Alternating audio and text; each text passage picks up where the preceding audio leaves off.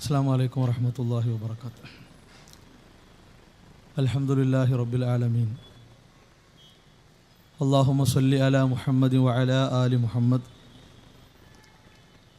كما صليت على إبراهيم وعلى آل إبراهيم إنك حميد مجيد.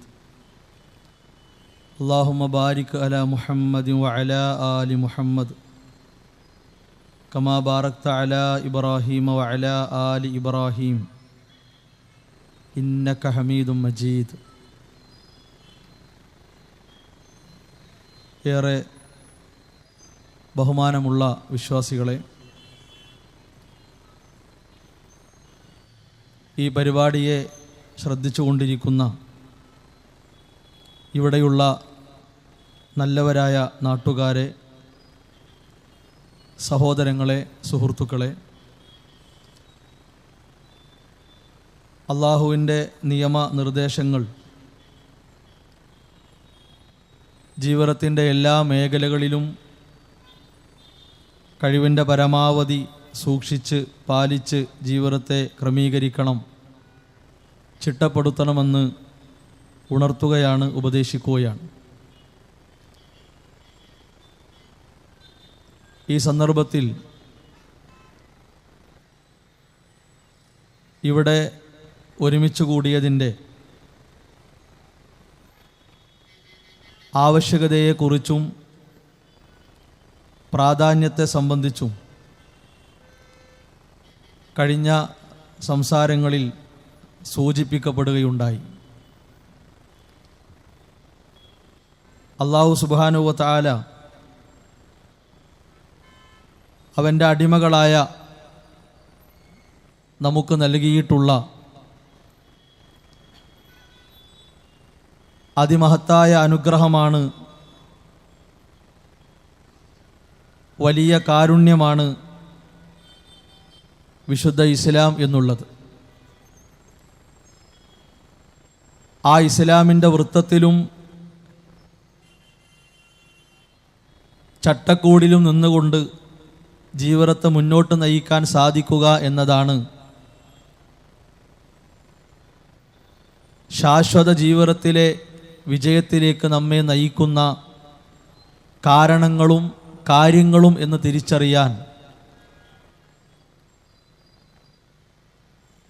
അള്ളാഹുവിൻ്റെ ദീനിനെ ആത്മാർത്ഥമായി സ്നേഹിക്കുന്നവർക്കും അതനുസരിച്ചുകൊണ്ട് മരണം വരെ ജീവിക്കണമെന്ന് ആഗ്രഹിക്കുന്നവർക്കും മാത്രമാണ് സാധിക്കുക. ഭൗതിക ലോകത്ത് മനുഷ്യർ നിർമ്മിച്ചുണ്ടാക്കുന്ന വ്യത്യസ്തങ്ങളായ വസ്തുക്കൾ, വ്യത്യസ്തങ്ങളായ സംരംഭങ്ങൾ, അവയെല്ലാം ഉപയോഗിച്ച് പല നിലക്കുള്ള കളികളും കോമാളിത്തരങ്ങളും കാണിക്കുന്ന ആളുകൾ ലോകത്തുണ്ട്. അതിൻ്റെ പേരിൽ ആക്ഷേപങ്ങളും പരിഹാസങ്ങളും എതിർപ്പുകളുമൊക്കെ അവർക്ക് അനുഭവിക്കേണ്ടി വരാറും ഉണ്ട്. ഭൗതിക ലോകത്ത് നിർമ്മിക്കപ്പെട്ട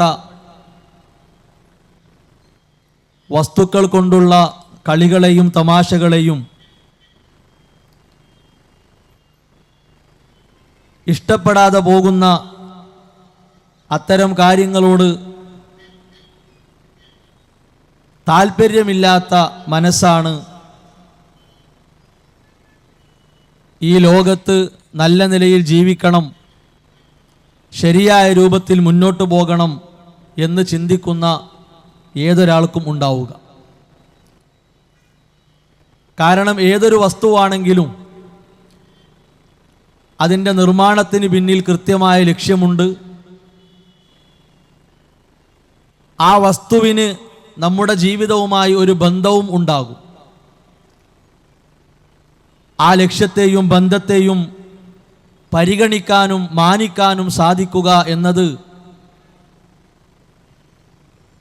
വിവേകമുള്ളവരിൽ പ്രകടമായി കാണുന്ന ഒരു സ്വഭാവമാണ്. നമ്മളെപ്പോലെയുള്ള മനുഷ്യർ നിർമ്മിച്ചുണ്ടാക്കുന്ന വസ്തുക്കൾ കൊണ്ടുപോലും കളിയും തമാശയും പാടില്ല, നാം അത് ഇഷ്ടപ്പെടുന്നില്ല എങ്കിൽ അല്ലാഹു സുബ്ഹാനഹു വ തആല പൂർത്തിയാക്കി തന്ന അനുഗ്രഹങ്ങളുടെ സൗഭാഗ്യങ്ങളുടെ കലവറയായിട്ടുള്ള വിശുദ്ധ ഇസ്ലാമിലെ ഏത് വിഷയങ്ങളാകട്ടെ, ചെറുതാകട്ടെ വലുതാകട്ടെ,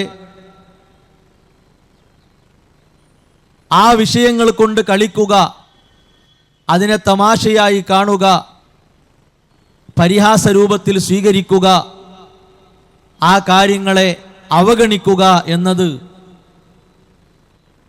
ഒരിക്കലും തന്നെ മനുഷ്യരിൽ കാണേണ്ടതോ ഉണ്ടാകേണ്ടതോ ആയ കാര്യമല്ല.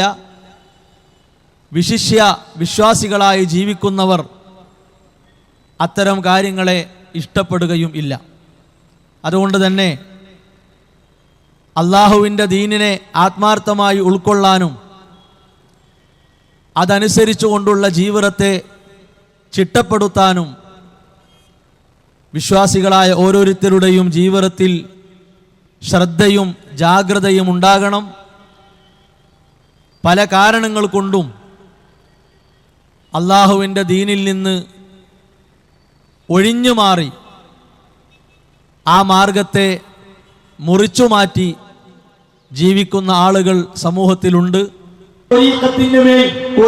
ഇസ്ലാമിന് അടുത്തു നിന്നും വ്യാജമായ ത്വരീഖത്തുകളെ സമൂഹം മനസ്സിലാക്കുന്ന, അവരെ കുറിച്ച് സമൂഹം കേൾക്കുന്നത്, നോക്കിക്കാണുന്ന അവരുടേതായ ഇഷ്ടങ്ങൾക്കും താല്പര്യങ്ങൾക്കും അനുസരിച്ച്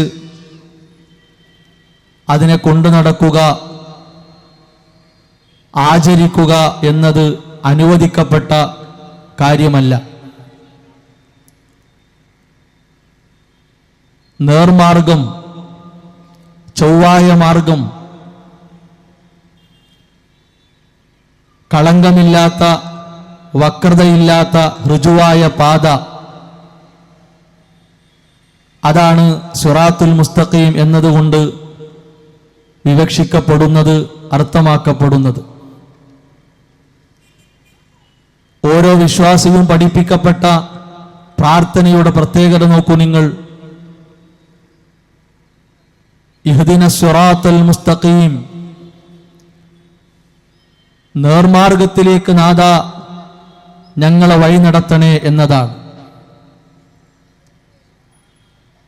ജീവിതത്തിന്റെ ഓരോ സന്ദർഭങ്ങളിലും സിറാത്തുൽ മുസ്തഖീം എന്നത് പുതുമയോടെ, അതിൻ്റെ തനിമ നഷ്ടപ്പെടാതെ നമ്മുടെ ജീവിതത്തിൽ ഉണ്ടാകണം എന്നതാണ് ഈ പ്രാർത്ഥന പഠിപ്പിക്കപ്പെട്ടതിൻ്റെ താല്പര്യം. എല്ലാ ദിവസവും ആവർത്തിച്ച് പ്രാർത്ഥിച്ചുകൊണ്ടിരിക്കുന്ന ഒരു കാര്യമാണ്. അല്ലാഹുവേ, നേർമാർഗത്തിലൂടെ ഞങ്ങളെ മുന്നോട്ട് നയിക്കണേ. വമയ്യഅ്തസിം ബില്ലാ, അല്ലാഹുവിനെ മുറുകെ പിടിച്ചുകൊണ്ട്, അല്ലാഹുവിലുള്ള വിശ്വാസത്തെ ഉറപ്പിച്ചുകൊണ്ട് ആരാണോ ജീവിക്കുന്നത്, ഫഖദ് ഹുദിയ ഇലാ സിറാത്തിൻ മുസ്തഖീം, നേരായ മാർഗത്തിലേക്ക് അവൻ നയിക്കപ്പെടും, വഴി നടത്തപ്പെടും. വിശുദ്ധ ഖുർആൻ നമ്മോട് പഠിപ്പിക്കുകയാണ്. റസൂലുള്ളാഹി സ്വല്ലല്ലാഹു അലൈഹി വസല്ലമ 23 വർഷങ്ങളിലായി സമൂഹത്തിൽ നിർവഹിച്ചത്, പൂർത്തിയാക്കിയത്, ഈ മാർഗവുമായി ബന്ധപ്പെട്ട് കിടക്കുന്ന, ഈ മാർഗത്തിന്റെ പൂർണ്ണതക്കാവശ്യമായ കാര്യങ്ങൾ എന്തൊക്കെയാണോ ആ കാര്യങ്ങളാണ്. അതിൽ നിന്ന് ഒന്നും ഒഴിവാക്കിയിട്ടില്ല. അദ്ദേഹത്തിന്റെ ഇഷ്ടപ്രകാരം മനസ്സിൽ തോന്നിയത്, ചിന്തയിൽ ഉദിച്ചത് മതമായി, ദീനായി പറഞ്ഞതോ പഠിപ്പിച്ചതോ കാണുക സാധ്യമല്ല. ഓരോ സന്ദർഭങ്ങളിലും സാഹചര്യങ്ങളിലും അള്ളാഹുവിന്റെ നിർദ്ദേശപ്രകാരം, കൽപ്പന പ്രകാരമാണ് ശരീഅത്തിന്റെ പൂർണ്ണത നബി സല്ലല്ലാഹു അലൈഹി വസല്ലമ നടത്തിയിട്ടുള്ളത്. കുറെ കൽപ്പനകളും ശാസനകളും വാചകങ്ങളുമായി ദീനിനെ അവതരിപ്പിച്ച, കൈമാറിയ രീതിയല്ല നബി സല്ലല്ലാഹു അലൈഹി വസല്ലമയുടെ അധ്യാപനം. മറിച്ച് ചെയ്ത് കാണിച്ചു കൊടുക്കേണ്ട കാര്യങ്ങൾ ആ രീതിയിൽ, പറഞ്ഞ് പഠിപ്പിക്കേണ്ട കാര്യങ്ങൾ ആ രീതിയിൽ, ചില കാര്യങ്ങളൊക്കെ കാണുന്ന രൂപത്തിൽ വരച്ച് കാണിച്ചു കൊടുത്ത സംഭവങ്ങൾ വരെ ഉണ്ടായിട്ടുണ്ട്. കുടുംബത്തിലും സമൂഹത്തിലും വ്യത്യസ്ത സ്വഭാവക്കാർക്കിടയിലും വ്യത്യസ്ത ചിന്താഗതിക്കാർക്കിടയിലും എങ്ങനെയാണ് ജീവിക്കേണ്ടത്, പെരുമാറേണ്ടത്, സഹവസിക്കേണ്ടത് നബി സല്ലല്ലാഹു അലൈഹി വസല്ലമ അവിടുത്തെ ജീവിതത്തിലൂടെ മാതൃകാപൂർണമായി നമ്മെ പഠിപ്പിച്ച യാഥാർത്ഥ്യമാണ്. സിറാത്തുൽ മുസ്തഖീമിനെ അവിടുന്ന് പഠിപ്പിച്ച രീതി നോക്കൂ നിങ്ങൾ. ഖത്ത റസൂലുള്ളാഹി സ്വല്ലല്ലാഹു അലൈഹി വസല്ലമ ഖത്തൻ ബിയദി, നീണ്ട ഒരു വര വരച്ചു എന്നാണ്. തന്റെ കൈകൊണ്ട് നീണ്ട ഒരു വര വരച്ചു. വളവില്ലാത്ത, വക്രതയില്ലാത്ത, കുഴികളില്ലാത്ത, കിടങ്ങുകളില്ലാത്ത, അതുപോലെ തന്നെ പൊട്ടലും ചതവും ഒന്നുമില്ലാത്ത, ആർക്കും കണ്ടാൽ ബോധ്യമാകുന്ന രൂപത്തിലുള്ള ഒരു വരയാണ് വരച്ചത്. അവിടുന്ന് പറഞ്ഞു, ഹാദാ സബീലുല്ലാഹി മുസ്തഖീമാ, ഇതാണ് അല്ലാഹു എന്നെ ഏൽപ്പിച്ച നേരായ മാർഗം. ആ മാർഗത്തിന്റെ പൂർണ്ണതയാണ് നബി സല്ലല്ലാഹു അലൈഹി വസല്ലമ ആ വരയിലൂടെ കാണിച്ചു കൊടുക്കുന്നത്. ശേഷം അവിടുന്ന് നിർവഹിച്ചത്, ആ വരയുടെ രണ്ട് ഭാഗത്തേക്കുമായി ഒരുപാട് വരകൾ വരച്ചു. അവിടുന്ന് പറഞ്ഞു, ഹാദിഹി സുബുൽ ലൈസ മിൻഹാ സബീലുൻ ഇല്ലാ അലൈഹി ശൈത്വാൻ യദ്ഉ ഇലൈഹി. ഈ വരകളുടെ പ്രത്യേകത എന്താണ്? ആ വരകളിൽ ഓരോന്നിലും ശൈത്വാൻ നിങ്ങളെ ക്ഷണിക്കുന്നവനായി കാത്തിരിക്കുന്നു എന്നാണ്. പൈശാചികമായ ആശയങ്ങളിലേക്ക്, ചിന്തകളിലേക്ക് മനുഷ്യനെ മാടി വിളിക്കുന്ന, വലിച്ചു കൊണ്ടുപോകുന്ന വ്യത്യസ്ത വർണ്ണങ്ങളിലും വ്യത്യസ്ത രൂപങ്ങളിലും അതേപോലെ തന്നെ വിഭിന്നമായ നിലക്കുമുള്ള ഒട്ടേറെ കാര്യങ്ങൾ ഇന്നോ ഇന്നലെയോ ഉണ്ടായി വന്നതല്ല, നൂറ്റാണ്ടുകളുടെ പഴക്കം അതിനുണ്ട്. അതെല്ലാം വരകൾ മാത്രമാണ്. മങ്ങിപ്പോകുന്ന, മാഞ്ഞു പോകുന്ന, മുറിഞ്ഞു പോകുന്ന, ഇല്ലാതെയാകുന്ന വരകൾ മാത്രമാണ്. റസൂലുള്ളാഹി സ്വല്ലല്ലാഹു അലൈഹി വസല്ലമ അള്ളാഹുവിന്റെ നിർദ്ദേശപ്രകാരം വരച്ചത് ഈ നിമിഷം വരെ ഒരാൾക്കും മായ്ക്കാനോ മുറിച്ചു മാറ്റാനോ സാധിച്ചിട്ടില്ല. നൂറ്റാണ്ടുകൾ എത്ര കഴിഞ്ഞു, ഉത്തമരായ മഹാന്മാരായ പണ്ഡിതന്മാർ ആ മാർഗവുമായി ബന്ധപ്പെട്ട കാര്യങ്ങൾ പ്രാമാണികമായി പഠിപ്പിക്കുകയും വിശകലനം നടത്തുകയും ആവശ്യമായ സന്ദർഭങ്ങളിൽ സമൂഹത്തിൽ ഇടപെട്ടു പോരുകയും ചെയ്തു. സിറാത്തുൽ മുസ്തഖീമിന്റെ വിശ്വാസം എന്താണ്? കർമ്മ മേഖല എന്താണ്? ആചാര അനുഷ്ഠാനങ്ങൾ എന്താണ്? ചെറുതും വലുതുമായി, നിർബന്ധവും ഐച്ഛികവുമായി പഠിപ്പിക്കപ്പെട്ട കാര്യങ്ങൾ എന്താണ്? അതെല്ലാം വായിക്കാനും പഠിക്കാനും ഉതകുന്ന രൂപത്തിൽ ഓരോ നൂറ്റാണ്ടുകളിലും പണ്ഡിതന്മാർ നിർവഹിച്ചു പോന്നിട്ടുണ്ട്. ഈ കാര്യം ചെയ്തതിനു ശേഷം റസൂലുള്ളാഹി സ്വല്ലല്ലാഹു അലൈഹി വസല്ലമ സൂറത്ത് അൻആമിലെ ഒരു വചനം ഓതിക്കൊടുക്കുകയാണ്. അവിടുന്ന് അവസാന ഉപദേശങ്ങളിൽപ്പെട്ട കാര്യം കൂടിയാണത്. വഅന്ന ഹാദാ സിറാത്തി മുസ്തഖീമാ ഫത്തബിഊഹു വലാ തത്തബിഉ സുബുൽ ഫതഫറഖ ബികും അൻ സബീലി. ഈ മാർഗത്തെയാണ് എന്റെ മാർഗമായി നിങ്ങളിൽ വിട്ടേക്കുന്നത്, നിങ്ങൾക്ക് മുമ്പിൽ ഞാൻ ഒഴിവാക്കുന്നത് ഈ മാർഗത്തെയാണ്. അതിനെയാണ് നിങ്ങൾ പിൻപറ്റേണ്ടത്, അനുധാവനം ചെയ്യേണ്ടത്. പല നിലക്കുള്ള മാർഗങ്ങളും നിങ്ങളുടെ മുന്നിൽ വന്നേക്കാം. ആ മാർഗങ്ങൾക്ക് നിങ്ങൾ സാക്ഷികളായേക്കാം. അതിൻ്റെ വലിപ്പവും അതിൻ്റെ രൂപവും കണ്ട് നിങ്ങൾ ആകൃഷ്ടരാകരുത്. ഫതഫറഖ ബികും അൻ സബീലി.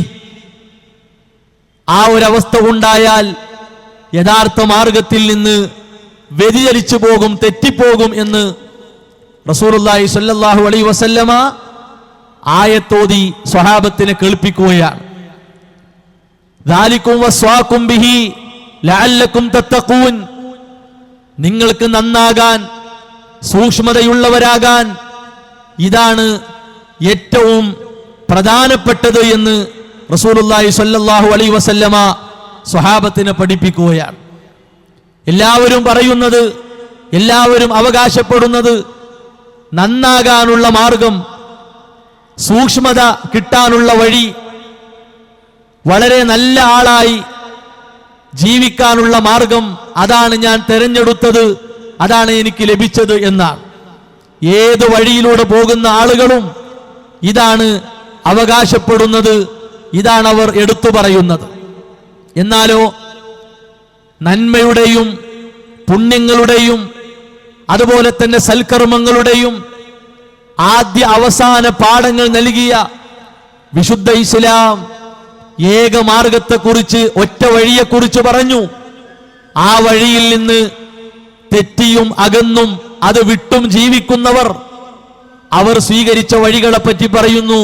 സൂക്ഷ്മത കിട്ടുന്ന വഴിയാണ്, നന്നാകാൻ എളുപ്പമുള്ള മാർഗമാണ്, എന്തോ ഒരു മാനസിക മാറ്റമുണ്ടാകുന്നു, വല്ലാത്ത ആനന്ദമുണ്ടാകുന്നു എന്ന് പറഞ്ഞ് പിഴച്ചുപോയ, വ്യതിചലിച്ചുപോയ മാർഗങ്ങളിലേക്ക് മനുഷ്യർ ഓടിക്കൊണ്ടിരിക്കുകയാണ്. നേർമാർഗത്തെക്കുറിച്ച്, അതിൻ്റെ മഹത്വത്തെക്കുറിച്ച്, അതിൻ്റെ തെളിമയെക്കുറിച്ച് വിശുദ്ധ ഖുർആൻ പഠിപ്പിച്ച പോലെ തന്നെ തെറ്റിപ്പോകാനുള്ള കാരണങ്ങളെ സംബന്ധിച്ച്, വ്യതിയാനം സംഭവിക്കാനുള്ള വിഷയങ്ങളെക്കുറിച്ച് കൃത്യമായ ബോധവൽക്കരണം ഇസ്ലാം നടത്തിയിട്ടുണ്ട്. രോഗത്തെക്കുറിച്ച് മാത്രമല്ല, രോഗമുണ്ടാകാനുള്ള കാരണങ്ങൾ, സാധ്യതകൾ, അതിനെക്കുറിച്ചും ഇസ്ലാം നമുക്ക് കർശനമായ നിർദ്ദേശങ്ങൾ നൽകി എന്നത് ഏറെ സന്തോഷവും സമാധാനവും നൽകുന്ന കാര്യമാണ്. അല്ലാഹുവേ എന്ന് വിളിച്ചുകൊണ്ട് നാം ചോദിക്കുന്ന, നാം പ്രാർത്ഥിക്കുന്ന കാര്യം നോക്കൂ നിങ്ങൾ. റബ്ബനാ ലാ തുസിഅ ഖുലൂബനാ ബഅദ ഇദ് ഹദൈതനാ വഹബ് ലനാ മിൻ ലദുൻക റഹ്മ ഇന്നക അൻതൽ വഹ്ഹാബ്. ഞങ്ങളുടെ റബ്ബേ എന്ന് വിളിച്ചുകൊണ്ട്, ഞങ്ങളുടെ രക്ഷിതാവും സൃഷ്ടാവും നിയന്ത്രകനും സംരക്ഷകനും കൈകാര്യകർത്താവുമായിട്ടുള്ള അല്ലാഹുവേ എന്ന് വിളിച്ചുകൊണ്ട് നാം ആവശ്യപ്പെടുന്നത്, നാം തേടുന്നത്, ലാ തുസിഅ ഖുലൂബനാ, ഞങ്ങളുടെ മനസ്സുകളെ തെറ്റിച്ചു കളയരുത് നാഥാ. പിഴവിലേക്ക്, വ്യതിയാനങ്ങളിലേക്ക്, ദുഷിച്ച ചിന്തകളിലേക്ക്, തെറ്റായ മാർഗങ്ങളിലേക്ക് നാഥാ ഞങ്ങളുടെ മനസ്സിനെ ഇളക്കി വിടരുതേ, ഞങ്ങളുടെ മനസ്സിനെ അഴിച്ചു വിടരുതേ എന്ന് ആത്മാർത്ഥമായി പ്രാർത്ഥിക്കാൻ വിശുദ്ധ ഇസ്ലാം നമ്മോട് കൽപ്പിച്ചിട്ടുണ്ട്. നബി സല്ലല്ലാഹു അലൈഹി വസല്ലമ ഏറ്റവും കൂടുതലായി നിലനിർത്തിയ, പതിവാക്കിയ പ്രാർത്ഥന നോക്കൂ നിങ്ങൾ. അല്ലാഹുമ്മ യാ മുഖല്ലിബൽ ഖുലൂബ് സബ്ബിത് ഖൽബി അലാ ദീനിക്. ഹൃദയങ്ങളെ മാറ്റിമറിക്കുന്ന അല്ലാഹുവേ, എന്റെ മനസ്സിനെ നിന്റെ മാർഗത്തിൽ ഉറച്ചു നിർത്തുന്നാഥാ. നിന്റെ മാർഗത്തിലേക്ക് അതിനെ മാറ്റണം, തിരിച്ചുവിടണം. റസൂലുള്ളാഹി സ്വല്ലല്ലാഹു അലൈഹി വസല്ലമ ഏറ്റവും അധികം പ്രാർത്ഥിച്ചതാണ്. അവിടുന്ന് വീണ്ടും നമ്മെ പഠിപ്പിക്കുന്നു, അല്ലാഹുമ്മ ഇന്നി അസ്അലുക്കൽ ഹുദാ. അല്ലാഹുവേ, ഞാൻ നിന്നോട് നേർമാർഗത്തെയാണ് ചോദിക്കുന്നത്. എത്രയോ തവണ റസൂലുള്ളാഹി സ്വല്ലല്ലാഹു അലൈഹി വസല്ലമ മുറുകെ പിടിച്ച നിലനിർത്തിയ പ്രാർത്ഥനയാണ്. എന്തിനാണ് ഈ നിലക്കുള്ള അധ്യാപനങ്ങൾ നമുക്ക് മുമ്പിൽ പരത്തിവെച്ചത്, നമുക്ക് പകർന്ന് പഠിപ്പിച്ചത് എന്തിനാണ്? സഹോദരങ്ങളെ, നാം വിചാരിക്കുന്ന, നാം ആഗ്രഹിക്കുന്ന രൂപത്തിൽ നമുക്ക് അല്ലാഹു നൽകിയ ഹിദായത്തിനെ നമ്മുടെ തീരുമാനപ്രകാരം മാത്രം സംരക്ഷിക്കുക, സൂക്ഷിക്കുക എന്നത് സാധ്യമാകുന്ന ഒന്നല്ല. അതിന് റബ്ബിന്റെ സംരക്ഷണം അനിവാര്യമാണ്, റബ്ബിന്റെ കാവൽ നിർബന്ധമാണ്, റബ്ബിൽ നിന്നുള്ള രക്ഷയും സമാധാനവും തൗഫീഖും നമുക്ക് ലഭിക്കൽ അനിവാര്യമാണ്. അതിന് നിർബന്ധ ഘടകമാണ്, അഭിവാജ്യ ഘടകമാണ് പ്രാർത്ഥന എന്നുള്ളത്. മാത്രവുമല്ല, സൽക്കർമ്മത്തിൽ അധിഷ്ഠിതമായ ഒരു ജീവിതമാണല്ലോ വിശുദ്ധ ഇസ്ലാം നമുക്ക് വേണ്ടി ക്രമീകരിച്ചിരിക്കുന്നത്. സൽക്കർമ്മങ്ങളിൽ നിന്ന് ഒഴിവാക്കപ്പെട്ട ഒരു നിമിഷം നമ്മുടെ ജീവിതത്തിലുണ്ടോ? 5 നേര നിസ്കാരം എടുക്കുക, അതിൻ്റെ ആരംഭത്തിലും അതിൻ്റെ ഒടുക്കത്തിലും മുമ്പും ശേഷവുമുള്ള അനുബന്ധ നിസ്കാരങ്ങളെ എടുക്കുക. അതുപോലെ തന്നെ നോമ്പ് പോലെ, സക്കാത്ത് പോലെ, ഹജ്ജ് പോലെയുള്ള കർമ്മങ്ങൾ എടുക്കുക. ചെറുതും വലുതുമായി പഠിപ്പിക്കപ്പെട്ട നന്മകളുടെ പട്ടിക എടുക്കുക.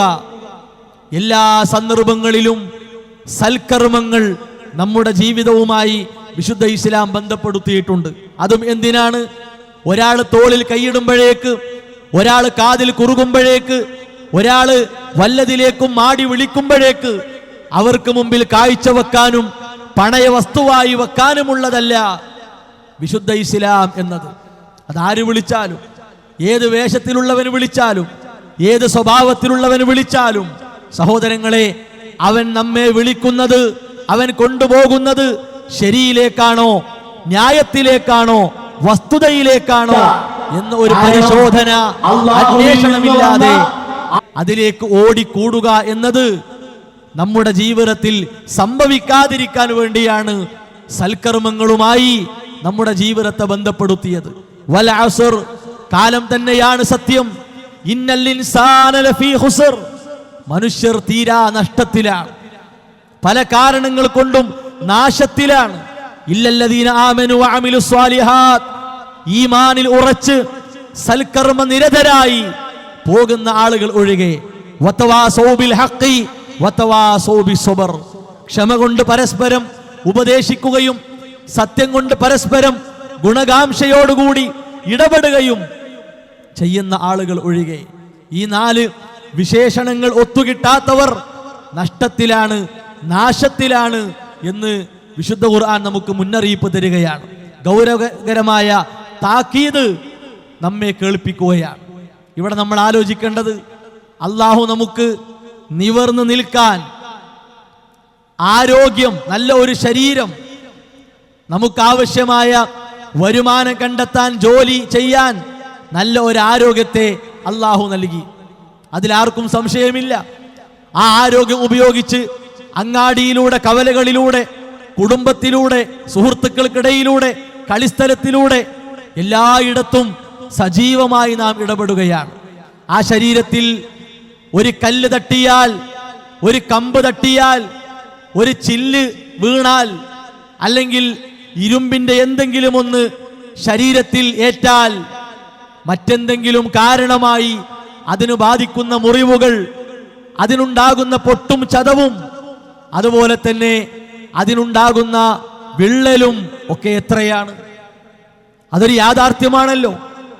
കൈകൾക്ക് മുറിവേറ്റ്, കാലുകൾക്ക് മുറിവേറ്റ്, തലക്ക് മുറിവേറ്റ്, കണ്ണുകൾക്ക് പ്രയാസമുണ്ടായി, കാതുകൾക്ക് പ്രയാസമുണ്ടായി, ശരീരമാസകലം ക്ഷീണിച്ച് തളർന്ന് എല്ലാ നിലക്കും നിശ്ചലമായി മാറ്റപ്പെടുന്ന അവസ്ഥ നമ്മുടെ ജീവിതത്തിലെ ഓരോ നിമിഷങ്ങളിലെയും അനുഭവമാണ്.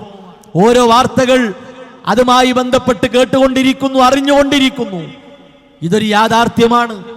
ആ ശരീരത്തിൽ നമ്മളാരും കാണാത്ത, അല്ലാഹു വളരെ ഭദ്രമാക്കി വെച്ച, എവിടെയാണോ ആ അവയവത്തെ വെക്കേണ്ടത് അവിടെ തന്നെ അല്ലാഹു ഉറപ്പിച്ച മനസ്സെന്ന, ഹൃദയമെന്ന അവയവം, സഹോദരങ്ങളെ, അതിനും പല കാരണങ്ങളാൽ മുറിവ്, ചതവ്, പൊട്ടൽ അത് ബാധിച്ചു കൊണ്ടിരിക്കുകയാണ്.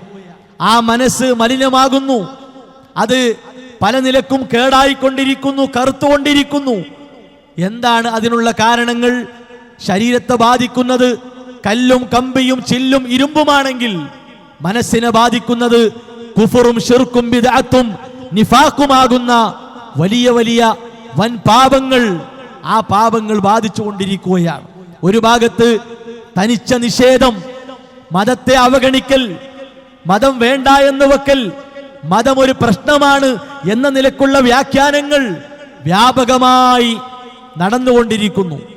മറ്റൊരു ഭാഗത്ത് അള്ളാഹുവിന് കൊടുക്കേണ്ട അവകാശം റബ്ബിന്റെ മുമ്പിൽ മാത്രം നാം സമർപ്പിക്കേണ്ടത്, അർപ്പിക്കേണ്ടത്, അത് പ്രാർത്ഥനയായിരുന്നാലും സഹായതേട്ടമായിരുന്നാലും നേർച്ചയായിരുന്നാലും സത്യം ചെയ്യലായിരുന്നാലും ഇടതേട്ടമായിരുന്നാലും ഏതേത് ആരാധനകളായിരുന്നാലും അത് ജാറങ്ങളിലേക്കും മഖ്ബറകളിലേക്കും വ്യാജ കേന്ദ്രങ്ങളിലേക്കും ആത്മീയ തട്ടിപ്പ് സംരംഭങ്ങളിലേക്കും വഴിമാറ്റപ്പെട്ട ഏറ്റവും വലിയ പാപമായി, തെറ്റായി വിശുദ്ധ ഇസ്ലാം പരിചയപ്പെടുത്തിയ ശിർക്ക് ഒരു ഭാഗത്ത് പല നിലക്കും അത് വ്യാപിച്ചു കൊണ്ടിരിക്കുന്നു. മറ്റൊരു ഭാഗത്ത് കപടത ചാഞ്ചാടുകയാണ്, തുള്ളിച്ചാടുകയാണ്. മുസ്ലിം നാമധാരികളായി ഇസ്ലാമിനെ ഒറ്റിക്കൊടുക്കാൻ, ഇസ്ലാമിനോടുള്ള ശത്രുത അത് കൂടുതലായി വളർത്താൻ അതിനാവശ്യമായ മരുന്നൊരുക്കി കൊടുക്കുന്ന, കോപ്പൊരുക്കി കൊടുക്കുന്ന അവസ്ഥയിൽ കപടന്മാർ ലോകത്ത് ഇടം പിടിച്ചിരിക്കുകയാണ്. അതോടൊപ്പം തന്നെ അനാചാരങ്ങൾ, അന്ധവിശ്വാസങ്ങൾ ലോകത്തിൽ ലയിച്ചു ചേർന്ന അപകടകരമായ കാഴ്ചയാണ്.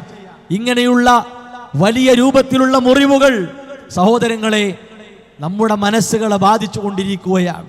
ശരീരത്തെ ബാധിക്കുന്ന മുറിവ് പെട്ടെന്ന് കാണുന്നു, വേണ്ട ശുശ്രൂഷകൾ, പരിചരണങ്ങൾ നടത്തുന്നു, ആവശ്യമായ മരുന്നെടുക്കുന്നു, പ്രാവീണ്യമുള്ള വിദഗ്ധനായ ഡോക്ടറെ കാണുന്നു.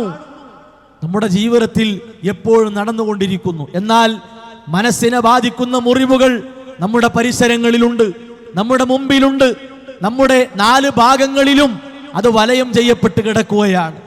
ആ കാരണങ്ങളെ കാണാനും ആവശ്യമായ മരുന്ന് കൊടുത്ത് അതിനെ കഴുകി വൃത്തിയാക്കി നമ്മുടെ അടുത്തു നിന്ന് മാറ്റാനും പരിശ്രമിക്കുക, തുനിയുക എന്നത് സമൂഹത്തിൽ കുറഞ്ഞു വരികയാണ്.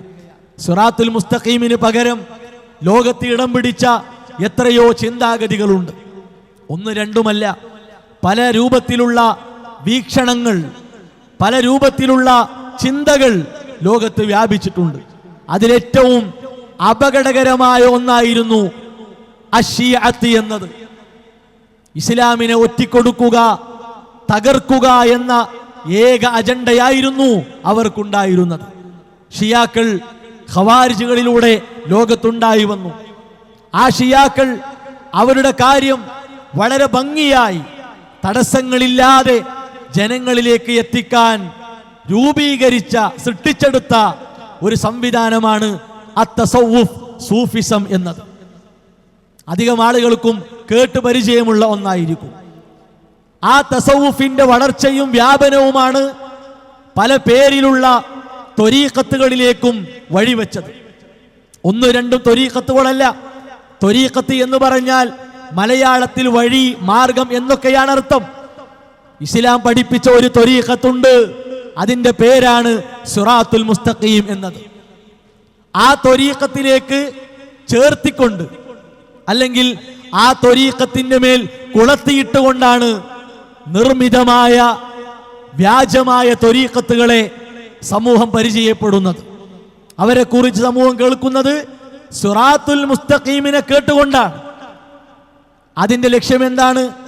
യാഥാർത്ഥ്യത്തെ മുന്നിൽ വെച്ചാലേ പൊള്ളത്തരങ്ങളെ വിറ്റയിക്കാനും ചെലവഴിക്കാനും സാധിക്കുകയുള്ളൂ എന്നതാണ്. നല്ല കേടില്ലാത്ത വസ്തു അത് വാങ്ങാൻ വരുന്ന ആളുകൾ കാണുന്ന രൂപത്തിൽ വെച്ചാലാണ് അതിൻ്റെ അടിയിലോ അല്ലെങ്കിൽ ഏതെങ്കിലും ഭാഗത്ത് ഒളിപ്പിച്ചു വെച്ചതോ ആയ ചീഞ്ഞതും പൊട്ടിയതുമായ വസ്തുക്കളൊക്കെ അതിൻ്റെ കൂടെ വിറ്റ് ചെലവഴിക്കാൻ സാധിക്കുക. ഈ പണിയാണ് സകല ത്വരീഖത്തിന്റെ ആളുകളും ലോകത്ത് ഇന്ന് വരെ നിർവഹിച്ചിട്ടുള്ളത്, ഇന്നും നിർവഹിക്കുന്നത് അതാണ്. അവർ പറയും ഞങ്ങൾ ഇസ്ലാമിന്റെ അതാണ്, ഞങ്ങൾ ഇസ്ലാമിന്റെ ഇതാണ്, ഞങ്ങൾ ശരീഅത്തിന്റെ വക്താക്കളാണ്, ഞങ്ങൾ ത്വരീഖത്തിന്റെ ആളുകളാണ്, ഞങ്ങൾ മാരിഫത്തിന്റെ ആളുകളാണ്, ഞങ്ങൾ അള്ളാഹുവിന്റെ ഇഷ്ടദാസന്മാരാണ്, ഇനി പ്രത്യേകിച്ച് ഞങ്ങൾക്കൊന്നും ആവശ്യമില്ല, ഞങ്ങൾ അള്ളാഹുവിന്റെ പ്രിയപ്പെട്ടവരായി മാറ്റപ്പെട്ടിട്ടുണ്ട്. റസൂലുള്ളാഹി സ്വല്ലല്ലാഹു അലൈഹി വസല്ലം പഠിപ്പിച്ച ശരീഅത്തിൽ, അള്ളാഹുവിന്റെ ദീനിൽ ഈ നിലക്കുള്ള ഒരു ചിന്താഗതി എവിടെയും നാം കാണുന്നില്ല. ഇത്തരം കാര്യങ്ങൾ, ആശയങ്ങൾ വ്യാജമാണ്, പൊള്ളയാണ് എന്ന് മനസ്സിലാക്കാൻ ലളിതമായ ഒരൊറ്റ കാര്യം മതി. നോക്കൂ നിങ്ങൾ, വിശുദ്ധ ഇസ്ലാമിന്റെ സരണിയായ സിറാത്തുൽ മുസ്തഖീം പോലും നബി സല്ലല്ലാഹു അലൈഹി വസല്ലമയുടെ പേരിലല്ല പ്രചരിപ്പിക്കപ്പെട്ടത്. ത്വരീഖത്ത് മുഹമ്മദ്, മുഹമ്മദിയ ത്വരീഖത്ത് എന്ന നിലക്കാണോ നമ്മളതിനെ കേൾക്കുന്നത്, നമ്മളതിനെ വായിക്കുന്നത്, നമ്മളതിനെ പഠിച്ചത്? റസൂലുള്ളാഹി സ്വല്ലല്ലാഹു അലൈഹി വസല്ലമ നീണ്ട വര വരച്ചിട്ട് മുഹമ്മദ്, ഇതാണ് മുഹമ്മദിന്റെ വഴി എന്നാണോ പറഞ്ഞത്? അല്ല, ഇതാണ് അള്ളാഹുവിന്റെ സബീൽ, മുസ്തഖീമായ നേരായ മാർഗം ഇതാണ്. കാരണം അള്ളാഹുവിൽ നിന്ന് വന്ന ആ വഴിയെ നമ്മിലേക്ക് എത്തിക്കുക എന്ന ദൗത്യമാണ് റസൂലുള്ളാഹി സ്വല്ലല്ലാഹു അലൈഹി വസല്ലം നിർവഹിച്ചത്. അവിടുന്ന് എന്തെങ്കിലും തോന്നിയതോ അവിടുന്ന് മനസ്സിൽ ചിന്തയിൽ ഉദിച്ചു വന്നതോ ആയ കാര്യങ്ങൾ എണ്ണി എണ്ണി പഠിപ്പിച്ചതല്ല. അല്ലാഹു സുബ്ഹാനഹു വ തആല ജിബ്രീൽ അലൈഹിസ്സലാം മുഖേന എത്തിച്ചു കൊടുത്തു. അത് സമയബന്ധിതമായി അവിടുന്ന് പഠിപ്പിച്ചു. അതാണ് സബീലുള്ളാഹ് എന്ന് പറഞ്ഞാൽ. ഇനിയോ റസൂലുള്ളാഹി സ്വല്ലല്ലാഹു അലൈഹി വസല്ലമക്ക് ശേഷം ഏതെങ്കിലും രൂപത്തിലുള്ള അഭിപ്രായ വ്യത്യാസങ്ങൾ, ഭിന്നതകൾ ഉണ്ടായിക്കഴിഞ്ഞാൽ നിങ്ങൾ നോക്കേണ്ടത്, മുറുകെ പിടിക്കേണ്ടത് ഖുലഫാഇന്റെ, എന്റെ പിൻഗാമികളായ സച്ചരിതരായ 4 ആളുകളുടെ വഴിയാണ്. റസൂലുള്ളാഹി സ്വല്ലല്ലാഹു അലൈഹി വസല്ലമ വളരെ സങ്കടത്തോടെ, കണ്ണിൽ നിന്ന് കണ്ണുനീര് വന്ന്, ഒരു വിടവാങ്ങൽ സംസാരമാണോ എന്ന് തോന്നിപ്പോകുന്ന രൂപത്തിലാണ് സ്വഹാബത്തിനോട് സംസാരിച്ചത്. റസൂലുള്ളാഹി സ്വല്ലല്ലാഹു അലൈഹി വസല്ലമ ഞങ്ങളോട് വഅദ് പറഞ്ഞു എന്നാണ് സ്വഹാബത്ത് പറയുന്നത്.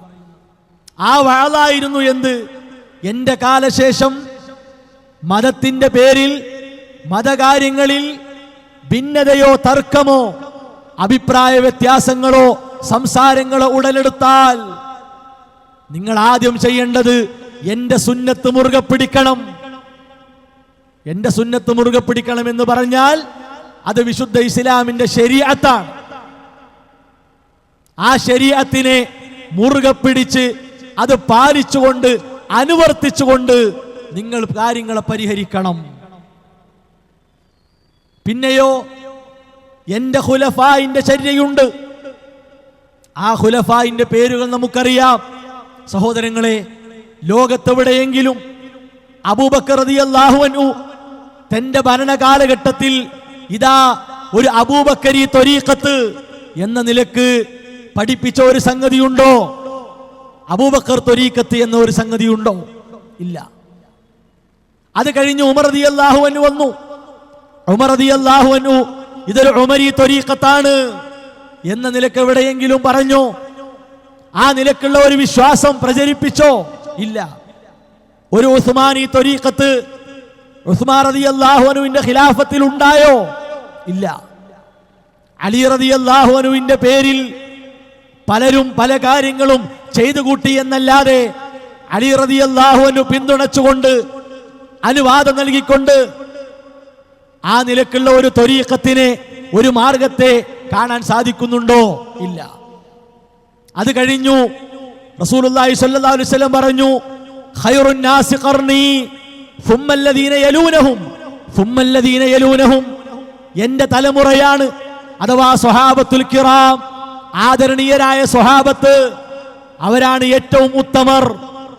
പിന്നെ അവരെ പിൻപറ്റി വന്നവർ, പിന്നെ അവരെ പിൻപറ്റി വന്നവർ, അഥവാ ഇസ്ലാമിന്റെ കാര്യങ്ങളെ അവലംബിക്കാനും സ്വീകരിക്കാനും നാം ആശ്രയിക്കേണ്ട, നാം തിരിഞ്ഞു നോക്കേണ്ട ആദ്യ 300 തലമുറ, ആദ്യ 300 കാലഘട്ടങ്ങളിൽ ജീവിച്ചവർ, അള്ളാഹുവിന്റെ തൃപ്തി നേടിയവർ, അള്ളാഹുവിനെ തൃപ്തിപ്പെട്ടവർ. അവരിൽ എത്ര പ്രധാനികളുണ്ട്? ഇബ്നു മസ്ഊദ് റളിയല്ലാഹു അൻഹു പ്രധാനിയാണ്, ഇബ്നു അബ്ബാസ് റളിയല്ലാഹു അൻഹു പ്രധാനിയാണ്, ഇബ്നു ഉമർ റളിയല്ലാഹു അൻഹു പ്രധാനിയാണ്. എത്രയെത്ര സ്വഹാബത്തുണ്ട്. ആ സ്വഹാബത്തിൽ ഏതെങ്കിലും ഒരാളുടെ പേരിൽ പ്രത്യേകമായ ഒരു ത്വരീഖത്ത്, പ്രത്യേകമായ ഒരു ആശയം ലോകത്ത് അവരാരും ഉണ്ടാക്കിയിട്ടില്ല. അവരെ പിൻപറ്റി വന്നവരിൽ മുജാഹിദ് റഹിമഹുള്ളയുണ്ട്, ഖതാദ റഹിമഹുള്ളയുണ്ട്, ഹസൻ അൽ ബസരി റഹിമഹുള്ളയുണ്ട്, ഇബ്നു സീരി റഹിമഹുള്ളയുണ്ട്, ഇബ്നു മുബാറക് റഹിമഹുള്ളയുണ്ട്. എത്രയെത്ര പ്രഗത്ഭരായ അറിയപ്പെട്ട പണ്ഡിതന്മാർ ലോകത്ത് ഇടം പിടിച്ചിട്ടുണ്ട്. എന്തേ അവരെ പേരിലൊന്നും ത്വരീഖത്ത് എന്ന ഒരാശയം, ഒരു ചിന്താഗതി നാം കാണുന്നില്ല? അവിടെ ഒരു കാര്യം കൂടി നമ്മൾ തിരിച്ചറിയുക. ആദ്യ 3 തലമുറക്ക് പരിചയമില്ല, അവർ കണ്ടിട്ടില്ല, അവർക്ക് ഇതുമായി ബന്ധമില്ല. പിന്നെയോ ആദ്യ 3 തലമുറകൾക്ക് ശേഷം ഷിയാക്കളിലൂടെ, സൂഫികളിലൂടെ ലോകത്ത് പ്രചരിതമായ, വ്യാപിച്ച ഒരു പ്രശ്നമാണ്, ഒരു പ്രയാസമാണ് ത്വരീഖത്ത് വിശ്വാസം, സങ്കല്പം എന്നുള്ളത്. അത് കടുത്ത രൂപത്തിലാണ്, മൂർച്ചയേറിയ രൂപത്തിലാണ്, അള്ളാഹുവിന്റെ ദീനിൽ നിന്ന് തീർത്തും നമ്മെ അകറ്റുന്ന രൂപത്തിലാണ്. അതിന്റെ അപകടം സമൂഹത്തെ ബോധ്യപ്പെടുത്തൽ അനിവാര്യമാണ്. ഇപ്പൊ നാട്ടിലൊക്കെ വലിയ ചർച്ച, ഒരു നൂറ്റാണ്ടിലേക്ക് നമ്മുടെ നാട്ടിലെ പുരോഹിതന്മാർ, മുസ്ലിയാക്കന്മാർ അവരുടെ പ്രസ്ഥാന സംഘടനാ പ്രവർത്തനങ്ങളുമായി അടുക്കുകയാണ്. എന്താണ് സമൂഹത്തിനു വേണ്ടി അവർ ചെയ്തത്? സമൂഹത്തിനെ എന്തിലേക്കാണ് അവർ ക്ഷണിച്ചത്? അള്ളാഹുവിന്റെ ഭവനങ്ങളിലേക്ക് ജനങ്ങളെ വിളിക്കുക എന്നതിനേക്കാൾ തേച്ചു മിനുക്കി അലങ്കരിച്ചു വെച്ചിട്ടുള്ള, എടുപ്പുണ്ടാക്കപ്പെട്ട, ഉയർത്തപ്പെട്ട ജാറങ്ങളിലേക്കും മഖ്ബറകളിലേക്കും ജനങ്ങളെ ക്ഷണിച്ചു എന്നതാണ്. അള്ളാഹുവിന്റെ ഖുർആനിലേക്കും നബിശരീഅയിലേക്കും ജനങ്ങളെ ക്ഷണിക്കുക എന്നതിനേക്കാൾ കൂടുതൽ അവരെ മനസ്സിലേക്ക് പ്രിയമുള്ളതായി, ഇമ്പമുള്ളതായി ഇട്ടുകൊടുത്തത് ഓരോ മനുഷ്യർ എഴുതിക്കൂട്ടിയ മാലകളും അതുമായി ബന്ധപ്പെട്ട പാട്ടുകളും കഥകളുമൊക്കെയാണ്. അതല്ലേ സമൂഹം പാടിക്കൊണ്ടിരിക്കുന്നത്, സമൂഹം വായിച്ചുകൊണ്ടിരിക്കുന്നത്? മാലകളിലെ കഥകളിൽ, മാലകളിലെ വരികളിൽ ആകൃഷ്ടരായി, പ്രിയമുള്ളവരായി എത്രയോ സാധാരണക്കാർ ഇന്നും ജീവിക്കുകയാണ്. റസൂലുള്ളാഹി സ്വല്ലല്ലാഹു അലൈഹി വസല്ലം പഠിപ്പിച്ച ഏറ്റവും സുന്ദരമായ അധ്യാപനങ്ങൾ, കർമ്മങ്ങൾ, ആഘോഷങ്ങൾ, ആചാരങ്ങൾ, അതിൽ നിന്നെല്ലാം മനുഷ്യ മനസ്സുകൾ അടർത്തിയെടുത്ത് ഓരോ ദിവസങ്ങളിലും മരണവുമായി ബന്ധപ്പെട്ട്, കല്യാണവുമായി ബന്ധപ്പെട്ട്, വീട് കൂടലുമായി ബന്ധപ്പെട്ട്, ഓരോ മാസങ്ങളിലും ഓരോ ശൈഖുമാരുടെ, അതുപോലെ തന്നെ ഔലിയാക്കളുടെ പേര് പറഞ്ഞ് ഏതൊക്കെ രൂപത്തിലുള്ള ആണ്ട്, ഉറൂസ്, ആചാരങ്ങൾ, റാത്തീബുകൾ സമൂഹത്തിൽ നടന്നുകൊണ്ടിരിക്കുന്നു. ഇതൊന്നും ദീനുമായി ബന്ധപ്പെടുത്താൻ പറ്റിയ കാര്യങ്ങളല്ല. ഇതിൻ്റെ എല്ലാം ഉറവിടം, ഇതിൻ്റെ എല്ലാം ഉദയം, ഇതിൻ്റെ എല്ലാം ആരംഭം ഷിയാ സൂഫി പ്രസ്ഥാനങ്ങളാണ് എന്നത് യാതൊരു സംശയവുമില്ലാതെ തുറന്നു പറയാനും തെളിയിക്കാനും പറ്റുന്ന കാര്യങ്ങളാണ്.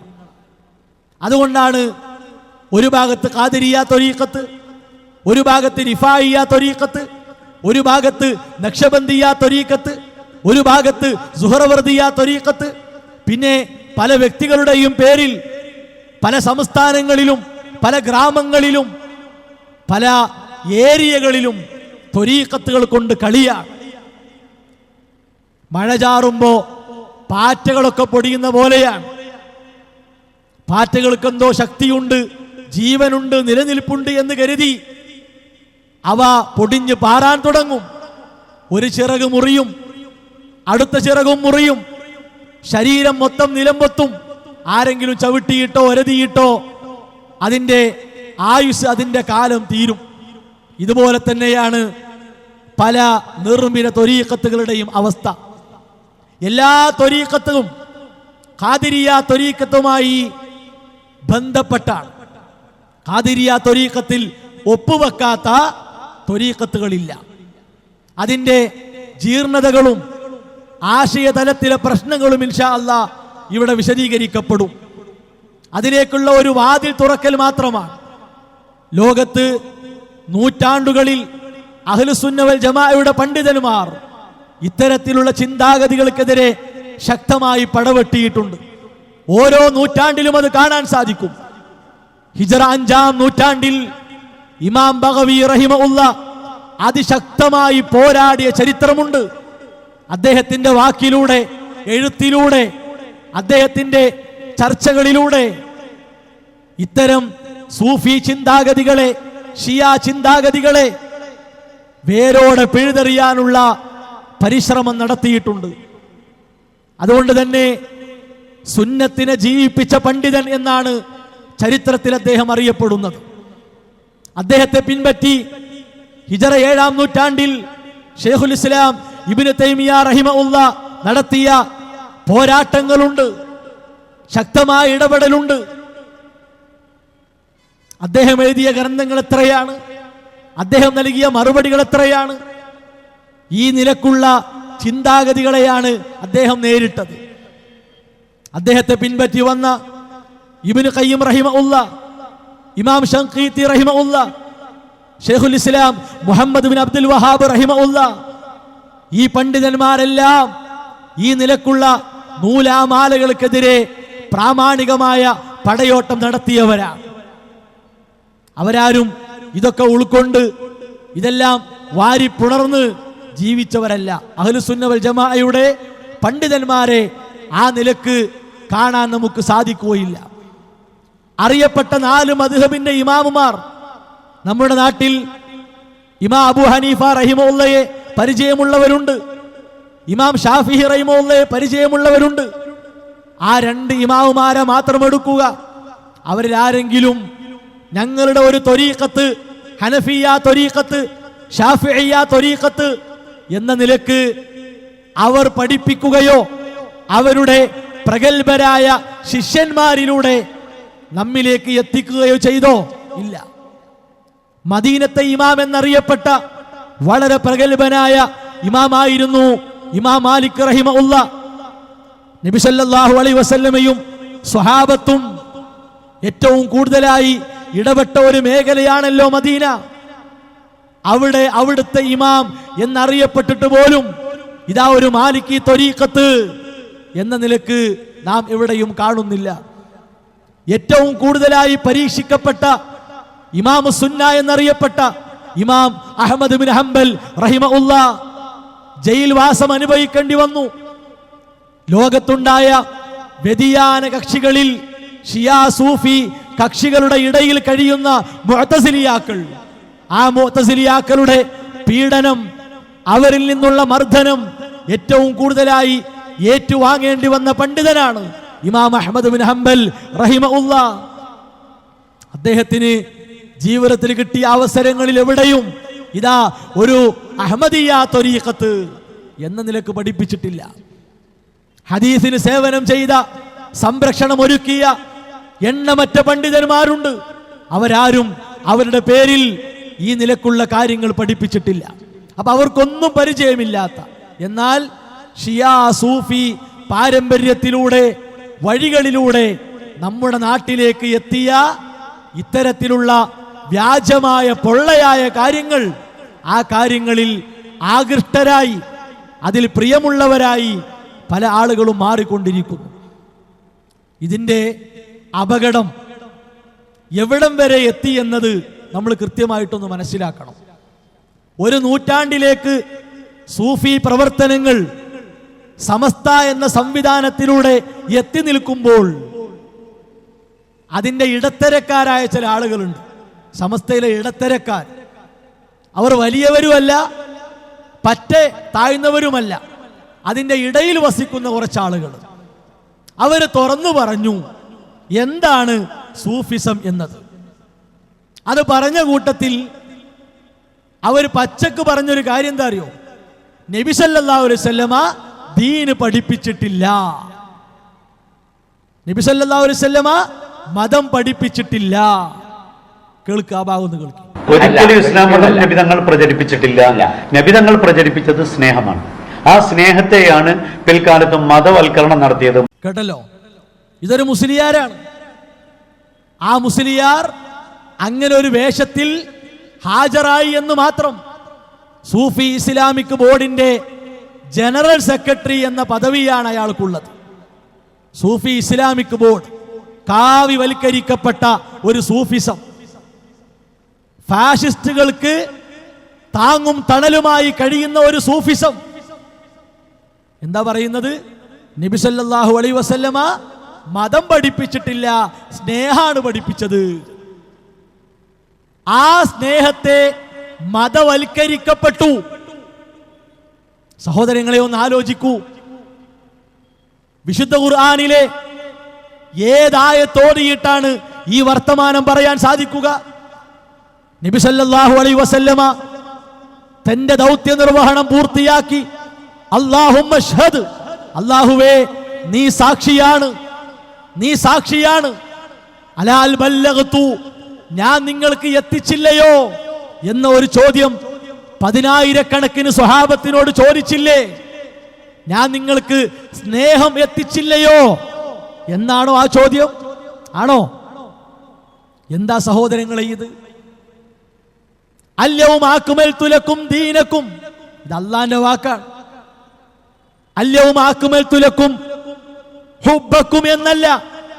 ഇന്നേ ദിവസം ഞാനിതാ നിങ്ങൾക്കുള്ള സ്നേഹം പൂർത്തിയാക്കി തന്നു എന്നല്ല, നിങ്ങൾക്കുള്ള ദീന് പൂർത്തിയാക്കി തന്നു. ഇതാർക്കാ സഹോദരങ്ങളെ മനസ്സിലാകാത്തത്? ഇതിന് ഒരു മുസ്ലിയാരോ ഒരു മൗലവി ആകേണ്ടതുണ്ടോ? ഒരു സെക്രട്ടറിയോ ഒരു പ്രസിഡന്റോ ആകേണ്ടതുണ്ടോ?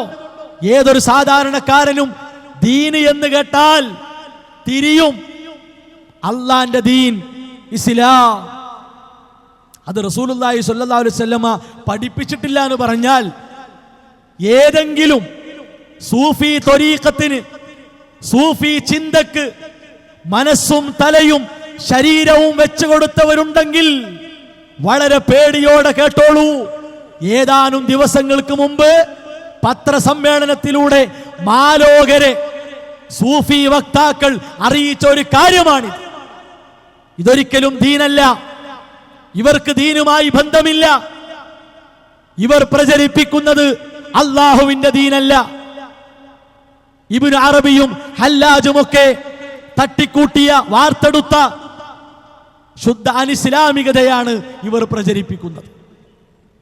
മതം റസൂലുള്ളാഹി സ്വല്ലല്ലാഹു അലൈഹി വസല്ലം പഠിപ്പിച്ചിട്ടില്ല. എന്തിനാ സഹോദരങ്ങളെ റിസാലത്ത് ഏൽപ്പിച്ചത്? എന്തിനാണ് നുബുവത്ത് നൽകപ്പെട്ടത്? കേവലം ഇഷ്ടം പഠിപ്പിക്കാനും ഇഷ്ടം പ്രചരിപ്പിക്കാനുമാണെങ്കിൽ അത് സാധാരണ മനുഷ്യപ്രകൃതിയാൽ ആർക്കും നിർവഹിക്കാൻ പറ്റുന്ന ഒരു കാര്യമല്ലേ? കുടുംബത്തിലുള്ളവരോട്, നാട്ടിലുള്ളവരോട്, നമ്മളുമായി ഇടപെടുന്നവരോട്, സഹവസിക്കുന്നവരോട് അവരെ സ്നേഹിക്കുക, അവരോട് ചിരിക്കുക, അതൊക്കെ ത്വബീഅത്തിൽ പ്രകൃതിയിലുള്ളതാണ്.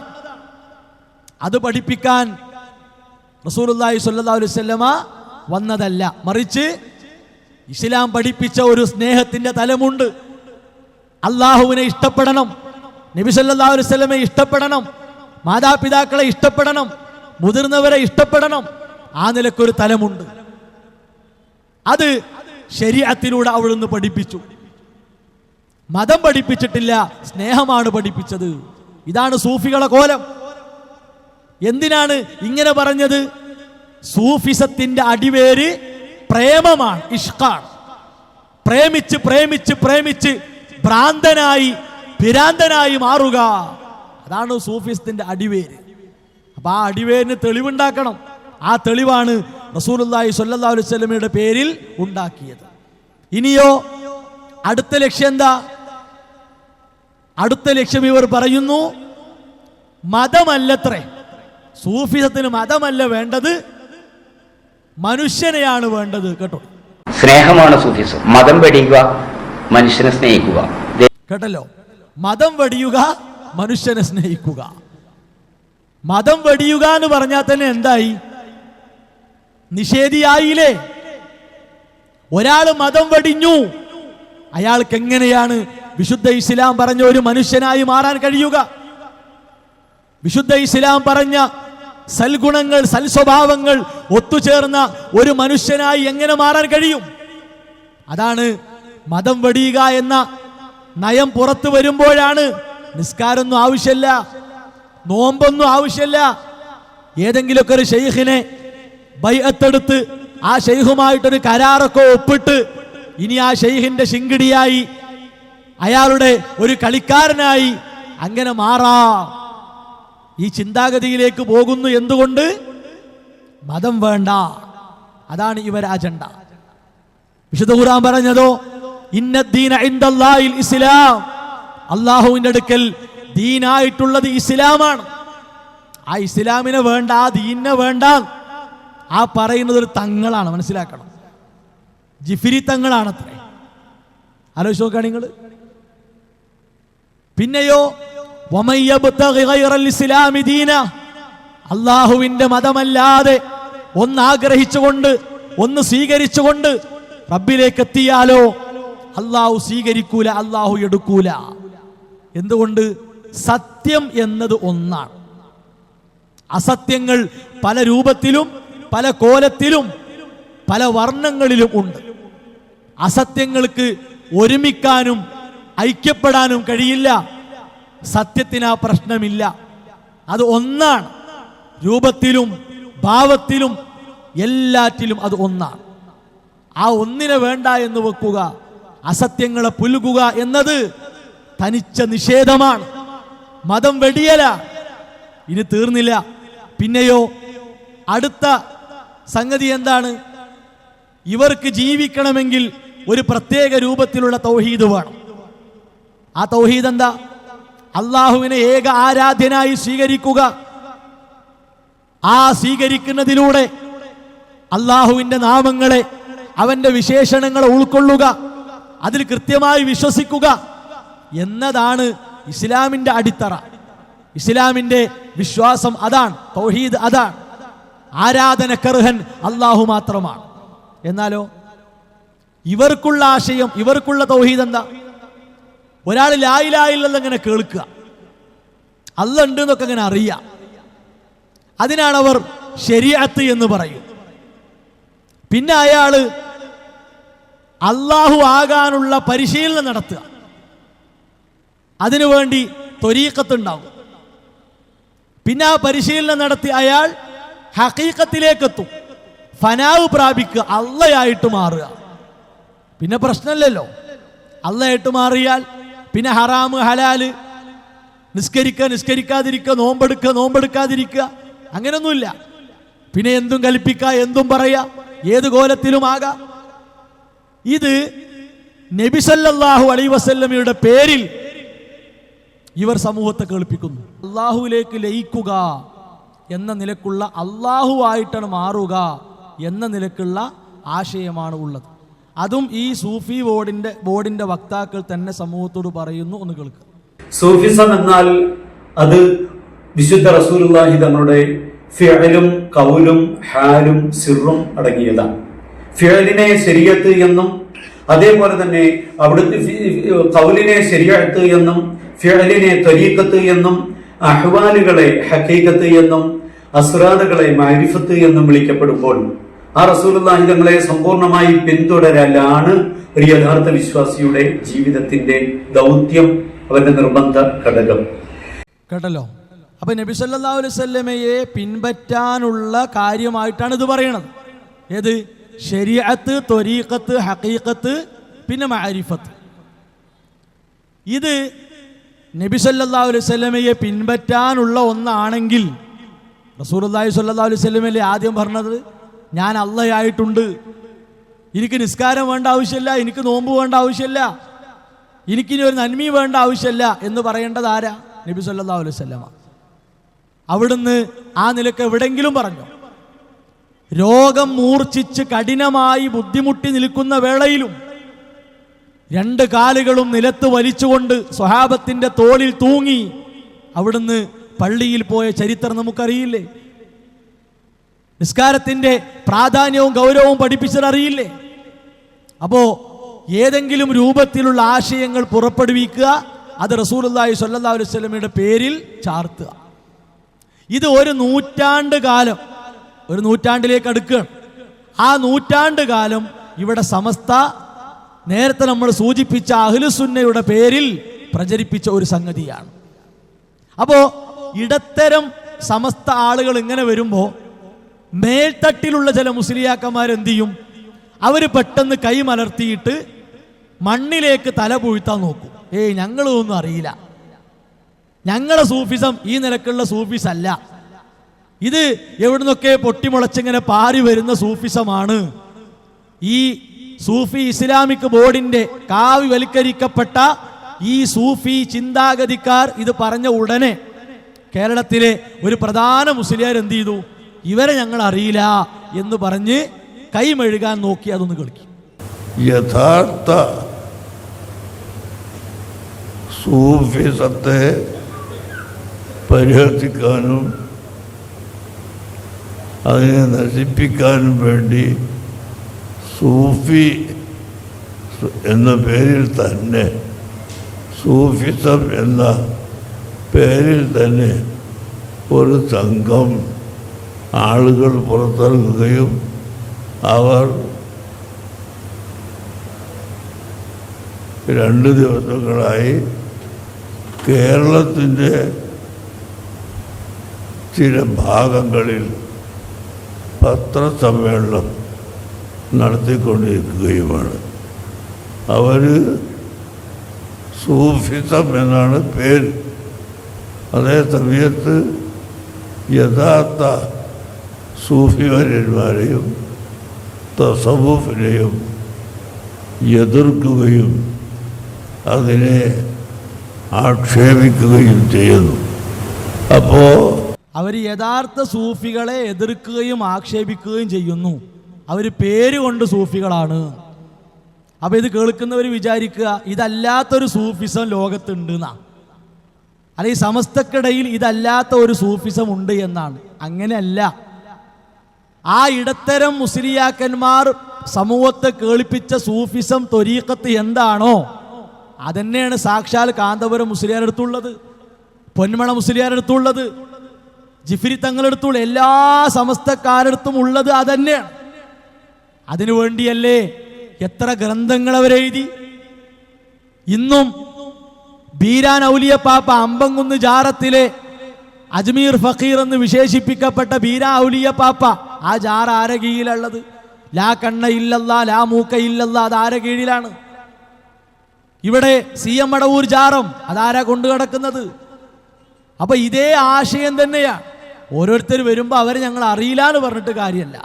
ഇത് ഒറ്റ ഉദാഹരണം വായിച്ചു കേൾപ്പിച്ച് അവസാനിപ്പിക്കും. ഇത് സുന്നി വോയിസാണ്, AP സമസ്തയുടെ പ്രസിദ്ധീകരണമാണ്. ഈ സുന്നി വോയിസിലെ നോക്കൂ നിങ്ങൾ, ഇതിൽ കാണാം വിജയ ലക്ഷ്യം നേടാൻ ഇസ്ലാം നിശ്ചയിച്ച സംവിധാനങ്ങളാണ് ശരീഅത്ത്, ത്വരീഖത്ത്, ഹഖീഖത്ത്. അതന്നെയല്ലേ മൂപ്പരും പറഞ്ഞത്? ശരീഅത്ത്, ത്വരീഖത്ത്, ഹഖീഖത്ത് ഇവ പരസ്പര വിരുദ്ധങ്ങളായ സംജ്ഞകളല്ല. ഇതൊന്നൊന്ന് വിരുദ്ധമല്ല, എല്ലാം ഒന്നാണ്. ശരീഅത്തിലൂടെ ബാഹ്യ ശുദ്ധീകരണം നടക്കുന്നു, ശേഷം ത്വരീഖത്തിലേക്ക്. ശരീഅത്തിൻ്റെയും ത്വരീഖത്തിൻ്റെയും സമ്മേളനമാണ് ഹഖീഖത്ത് കൊണ്ട് സാധിച്ചെടുക്കുന്നത് എന്ന് പറഞ്ഞാൽ, ശരീഅത്തും ത്വരീഖത്തും ഒത്തുവന്നാൽ അയാൾക്ക് ധൈര്യമായിട്ട് പറയാമത്രേ ഞാൻ റബ്ബാണ്, ഞാൻ അള്ളയാ. അതാ ഹഖീഖത്ത്. ഫനാവ് പ്രാപിക്കുക എന്ന് പറഞ്ഞാൽ അതാ.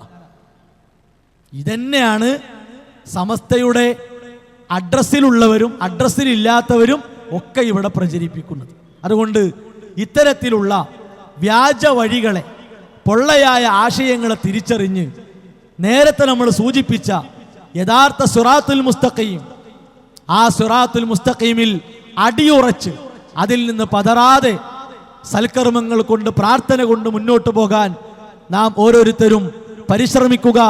അല്ലാഹു സുബ്ഹാനഹു വ തആല അതിനുള്ള സൗഭാഗ്യം നമുക്ക് പ്രദാനം ചെയ്യുമാറാകട്ടെ. വസല്ലല്ലാഹു അലാ മുഹമ്മദ് വഅലാ ആലിഹി വഅസ്ഹാബിഹി അജ്മഈൻ വൽഹംദുലില്ലാഹി റബ്ബിൽ ആലമീൻ.